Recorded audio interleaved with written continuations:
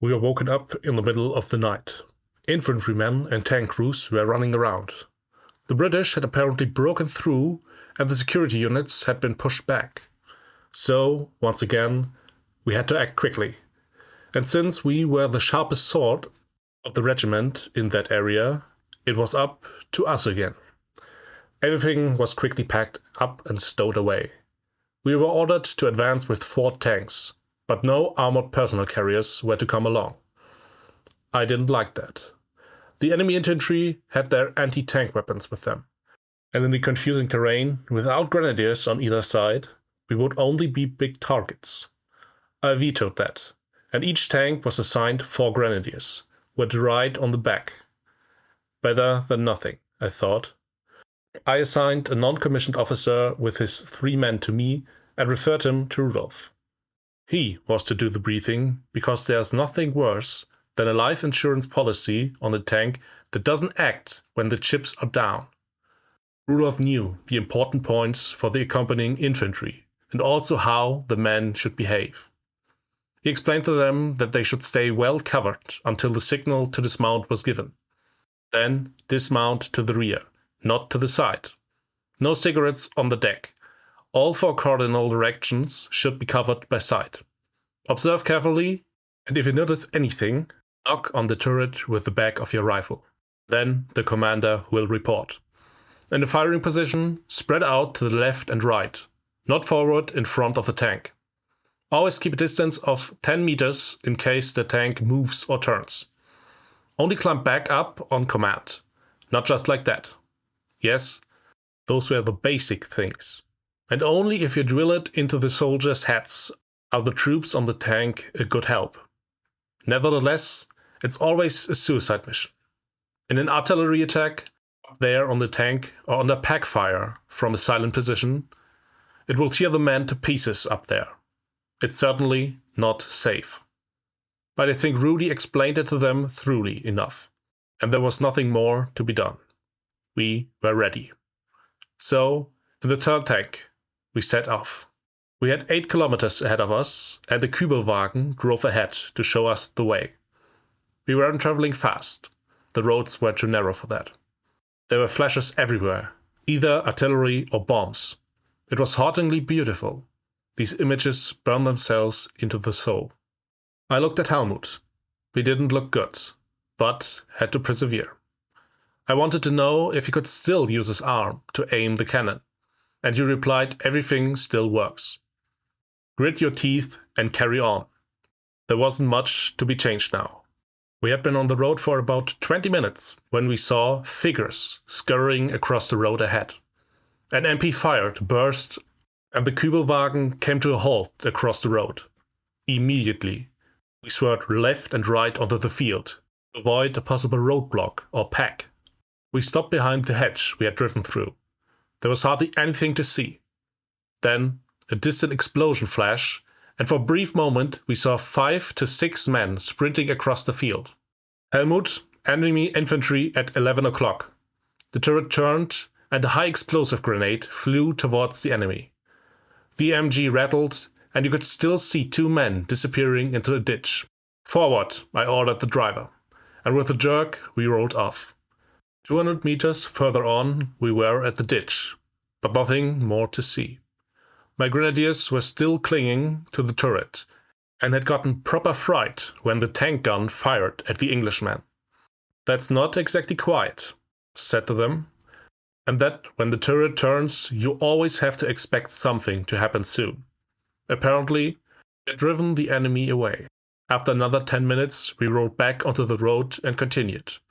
Around the next bend, a Bren carrier and a truck were standing on the road, apparently with engine trouble. Those were probably from the enemies who had just run away. They'd probably gotten lost or slipped through somewhere. Our lead tank pushed the carrier into the ditch, and the truck was immediately occupied and sent back. I had to give up 1 of my men on the back, but it still works with 3 men. Unfortunately, there wasn't anything decent in the truck that you could use in a tank turret, like provisions or schnapps. That was easy in Russia. There you often found a bottle of vodka from the Red Army stocks. We continued. It was still pitch dark. I didn't like it. If they'd already advanced so far with their vehicles, had we already been overtaken? Did they just have bad luck? It wasn't long before the answer came. The lead Kübelwagen apparently drove straight into a motorized infantry unit. Over the radio, we only heard the lead tank call, "Enemy contact, fan out." 2 to the left, and with the second tank in the column to the right through the bushes. The men on the back had to hold on tight, because we were rolling quickly through a not very deep ditch, but it was quite alright. Then the field in front of us rose slightly, and I ordered the tank to stop. The other tank drove on ahead of us, and I stuck my head out of the hatch as far as possible. 200 meters away, I saw the Kübelwagen burning, an MG rattling. Shells were flying wildly through the area, and the first grenade already hit the enemy formation. There was an explosion, and it lit up the scene. Damn, there were tanks there too. Apparently Cromwell's. Had I made a mistake? Helmut turned the turret to 10 o'clock, and Rudy already had a tank shell in the barrel. "We need more light." "Helmut, can you see anything?" No answer. Then I saw through the tank glass how an MG, probably the bow MG of the Cromwell, started rattling, and the outline of the tank was clearly visible. I yelled, "Fire!" and at the same moment our Panther jerked, and the gun threw the shell casing backwards. Even a second later, the Cromwell was just a ball of flames. Direct hit. I slapped Helmut on the shoulder, but hit his injured arm. He yelled, and I regretted my outburst of joy. I shouted from the turret for the grenadiers to jump off. We want to go back on the road right away. Tank fighters are certainly around here too. A few minutes later, disaster struck. Lieutenant Erkorn's Panther rolled too far forward, and after we heard a few explosions, we heard over the radio that the tank had been hit, and they had to bail out. I told the grenadiers that a few of our people would be running towards us from the west soon. Don't fire.